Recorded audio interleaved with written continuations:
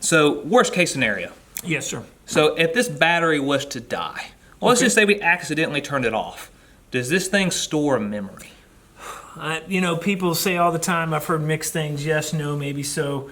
I'm assuming it does? It does. Oh, it does. So the magical time frame is 2 minutes.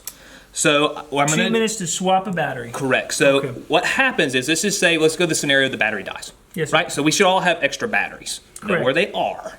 So once we replace that battery, as long as you do it in less than 2 minutes, it'll maintain all the parameters that you have set. Oh, good. So if you go and adjust, you may get to pediatric settings. Or for a paramedic, we adjust joulage. Or we know we're going to pay somebody. It's going to keep those settings during that time frame prior to the actual battery dying.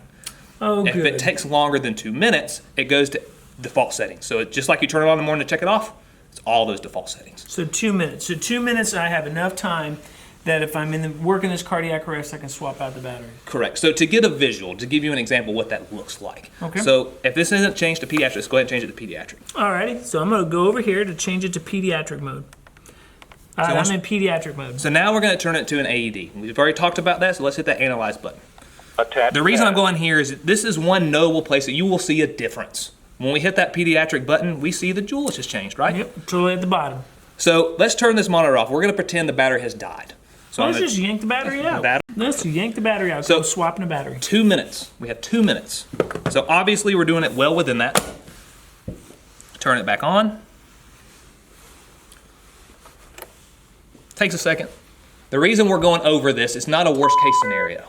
It will remember what you did. Look at that.